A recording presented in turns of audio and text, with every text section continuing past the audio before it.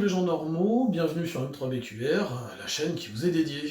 Donc aujourd'hui une petite vidéo hors sujet, par rapport à nos séries habituelles, nos deux grandes séries, une vidéo sur l'entraînement et l'alimentation en période de Ramadan, puisque nous sommes en plein dedans.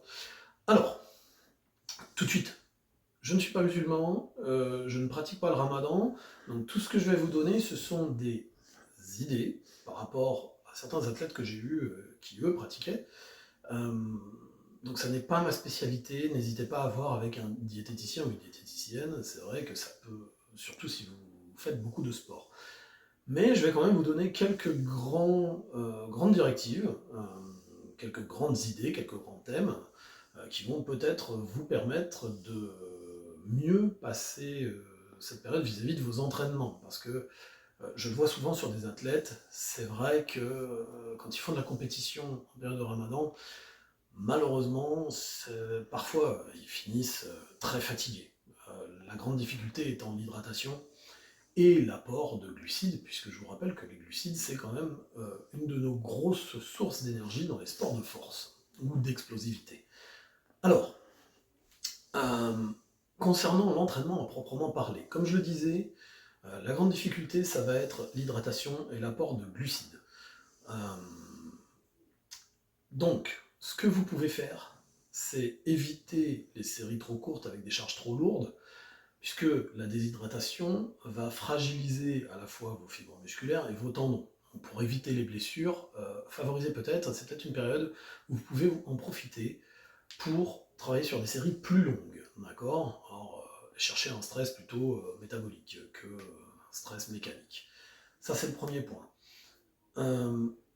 Évitez aussi les temps de repos trop courts.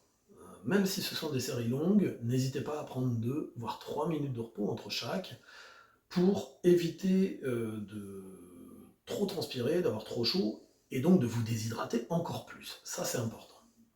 Voilà, donc concernant l'entraînement, ça serait à peu près les seuls conseils que je pourrais vous donner. Après, si vous pratiquez depuis plusieurs années, vous connaissez bien mieux que moi ce sujet, donc il n'y a pas de souci. Concernant l'alimentation, alors, comme je vous le disais, la difficulté, c'est les glucides. Dans une autre vidéo, hors série aussi, qui va apparaître, ou est peut-être déjà paru au moment où on tourne cette vidéo, je ne me souviens plus, je vous ai parlé du timing des glucides par rapport à l'entraînement. Donc, glucides à consommer pendant et après l'entraînement. Alors, si vous avez l'opportunité de vous entraîner aux horaires où vous avez le droit de vous alimenter, c'est parfait. La question de comment manger ne se pose pas. Par contre, si du fait de votre vie de famille, du fait de votre vie professionnelle, vous êtes obligé de vous entraîner en journée où vous ne pouvez pas vous alimenter, soit vous pouvez vous entraîner le matin, très tôt, soit vous pouvez vous entraîner le soir, juste avant le repas. Si vous pouvez aller à l'entraînement vers 18h, c'est très bien. Vous faites votre entraînement, et peu de temps après, vous allez pouvoir vous alimenter. Donc, dans ce cas-là, quoi qu'il arrive, le matin, je vous conseille de consommer des glucides à index glycémique bas, ce qu'on appelle les sucres lents, en quantité suffisante pour pouvoir avoir de l'énergie toute la journée. D'accord ? Si vous vous entraînez juste après, c'est-à-dire le matin, vous pouvez aussi consommer des glucides rapides, index glycémique assez élevé, pour pouvoir avoir de l'énergie tout de suite. D'accord ? Et donc passer votre entraînement et finir pas trop fatigué pour pouvoir quand même faire votre journée tranquillement. Maintenant, si vous entraînez le soir, attention, bien sûr, vous allez arriver en fin de journée, vous aurez peut-être déjà tapé dans les glucides, hein, donc vous aurez moins d'énergie, mais entraînez-vous bien, et surtout, après l'entraînement, dès que vous avez le droit de manger, consommez des glucides rapides, c'est-à-dire des dattes, par exemple, ça c'est très très bien, consommer, consommer du sucre directement, bref, des choses qui vont provoquer un pic d'insuline de manière à tout de suite faire rentrer le sucre sous forme de glycogène à l'intérieur de vos muscles et de permettre de récupérer plus vite. Et après, dans le repas, vous prenez là aussi des glucides à index glycémique bas, de manière à passer votre nuit et d'avoir récupéré aussi, grâce à ça, donc de passer votre nuit sans trop taper dans les réserves. Voilà.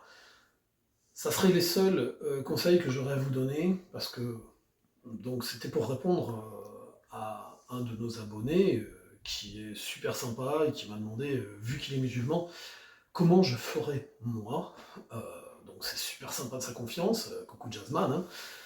Maintenant, comme je lui ai dit et comme je vous le dis à vous, ça n'est pas un sujet dans lequel je suis spécialiste, parce que d'une, je ne suis pas diététicien, et de deux, je ne fais pas le ramadan. Donc même si je vois un petit peu les problématiques pour les avoir rencontrées en tant que coach, je ne les ai jamais rencontrées personnellement et je n'ai pas eu à chercher de solution personnelle pour ça. Donc, ce que je vous ai apporté, j'espère que si vous aviez des problèmes jusqu'à présent, ça pourra vous aider. En attendant, je vous invite à liker, partager, commenter pour nous dire si c'était pertinent ou pas pour les musulmans qui nous suivent, parce que c'est toujours intéressant pour moi aussi de me remettre en question, parce que c'est le rôle d'un coach, de ne pas avoir la science infuse, mais de continuer à apprendre, et de nous demander aussi dans les commentaires si vous avez d'autres questions du genre, et d'activer la petite cloche des notifications de manière à ne pas rater nos vidéos, parce que ça serait dommage, des vidéos de cette qualité avec ce décor magique, ça serait quand même dommage de les rater. En attendant, je vous dis à très bientôt pour une autre vidéo. Si vous êtes musulman et que vous pratiquez le ramadan, ben je vous souhaite un bon ramadan à tous. Et en attendant, entraînez-vous bien et prenez soin de vous. Allez, bisous!